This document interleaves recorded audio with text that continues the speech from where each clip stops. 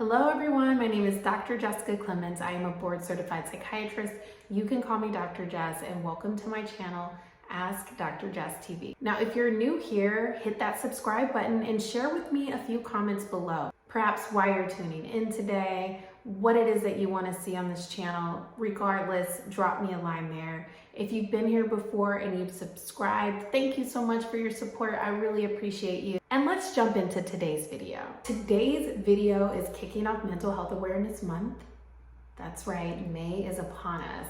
May is absolutely one of my favorite months. I feel like, anyways, I'm digressing. Back to the point here. May is Mental Health Awareness Month, and I want to kick it off with some tips, particularly on how you can support someone's mental health. That is a big question I get a lot.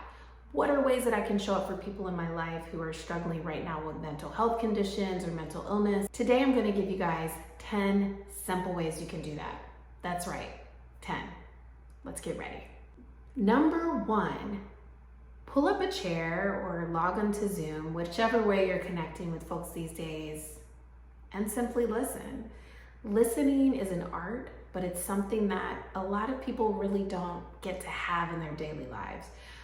I'm gonna give you guys an example. So when I was training during residency, in my journey to become a psychiatrist, in those early days when I was caring for patients as their therapist, I often wondered, am I doing enough?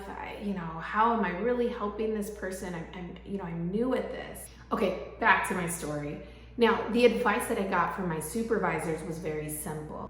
Listening. The fact that I am there, giving my undivided attention, actively listening to understand, I realized how much that really helped my patients. And so that is the wisdom I want to impart on you. Number 2, be present.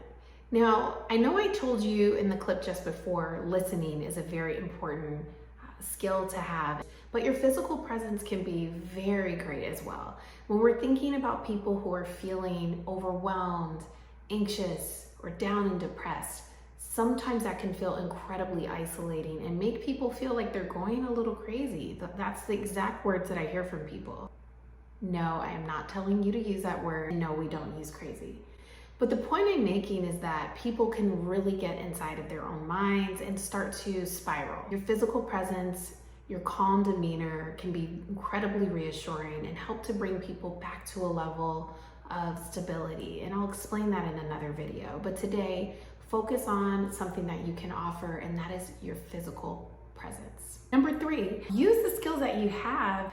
I know somebody watching this video is a great chef. Whip something up in that kitchen and give them some comfort food. Feed that soul. I know somebody else watching this is a keen organizer, can get stuff clean, okay, and organized. I want you to offer that up for a friend who's depressed. Maybe you are the kind of person that knows exactly what to say. Take that moment to listen and be present and offer up some kind words. So the point I'm making here for number 3 is that it's all about using the skills that you naturally have. We've all got some skills, use them. Number 4, ask your friend, how can I help you? Sometimes that question can really get someone in a place where they can be open to accepting help, especially if they're feeling like they are a burden. That is another big symptom of depression that I hear often, that people feel that they are burdening their loved ones. So if you're asking someone in your own way, how can you help? That offers this person an opportunity to share what it is that you can help with. And so if you ask it, number 5 is to do it. Do those things that your friend asked for your support in, right? It may not be the most glamorous, but again, being there to make sure their home environment is a little bit cleaner, cooking some meals, making some difficult calls for them, supporting them during a doctor's appointment, whatever it is that they ask, within reason and not going to compromise anything that you stand for, give it a try. Number 6, learn about their mental health condition. Again, many people who are experiencing mental health struggles feel very alone in that experience. And so if you are present and listening to understand and offering to help in a way that makes this person feel supported, it can also go a very long way when you simply ask them about their experience. Now, you want to be cognizant of the timing, right? If they're really struggling, that is not the time to ask them what does it mean to be depressed? But it is a time to understand that this is really something that you will need to learn about. And so you can always go and find resources like that yourself. Look at the description below. I put some resources there for you. But if your loved one is not in a crisis, but they need your support, simply ask them, what is it like to go through anxiety? What is it like to go through depression? Whatever it is that they're experiencing, get to know their mental health condition so that you can support them further in their journey. Number 7, don't be afraid to do some pop-ups, right? And by pop-ups, it can be a phone call, it can be dropping by, that people during this time might self-isolate. They really might withdraw from those in their lives. And so don't be afraid to check in on your loved ones. You're not checking in because you're worried about their safety. You're checking in because you want them to know that you are there for them and that you are not going anywhere and that their mental health condition does not turn you away or turn you off. You want to do that again as a reminder that they are not alone in their struggles and that you're right there with them. Number 8, now this is going to ask a lot of you, but it's going to be important again if you're thinking about making sure that you are supporting your loved one who is in need. And that's going to be to manage your own emotions. Sounds easy, but if, for example, you are checking in on your friend who has depression, and their depression can make them a little bit irritable or a little bit withdrawn from you, right? And so now you're trying to have this conversation, so you're listening and you're present and you're asking how you can help, but your friend is not really interested in talking with you and they might be a little short. Your initial reaction might be to get upset yourself and maybe, to respond back in a way that isn't so kind. Again, by managing and regulating your own emotions, what you are doing is really truly demonstrating that not only do you care and you're present, but that you are not going to let their mental health condition turn you away or frighten you or make you respond in a way that makes them shut down even more. Modulate and regulate your own emotions when you are supporting your loved one's mental health. Number 9.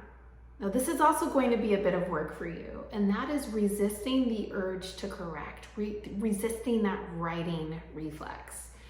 The reason this is important is because the last thing that people really want when they are experiencing difficult times is for someone else to have all of the answers, right?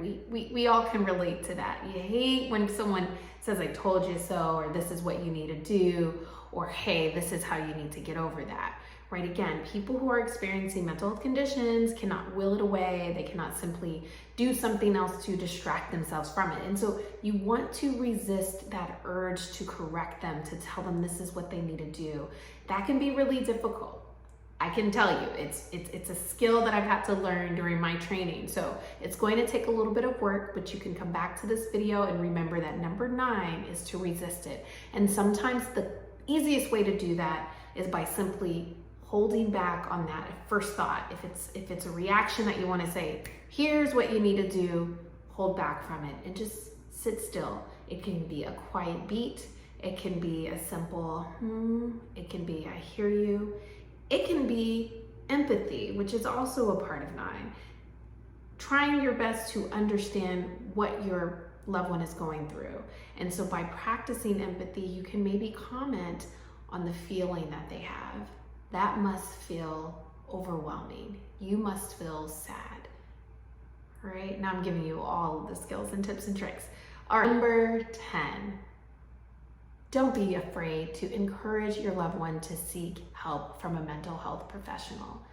A psychiatrist like myself, a therapist, you name it. Do not be afraid to encourage that. And by encouraging, you can simply drop the seed and say, this is what I think would be helpful. You can also help your friend find and locate a mental health professional in their local community. You can Google search, you can support them by calling the insurance provider. Check the description, I have some resources for you there. All right, folks, that wraps up my 10 simple ways that you can support a loved one's mental health. If you found this video to be helpful, be sure to hit that like button. If you haven't subscribed, do that right now. Engage with me in the comments, y'all. If there's something that you've learned here today, share that with me. If there's something else you want me to talk about on this channel, do share that as well. This is a community, and the only way that we can really truly grow is by learning and sharing the knowledge together. So take part in that. Thank you so much for tuning in today, and until next week, remember, you are not your pain, you are love. Be well.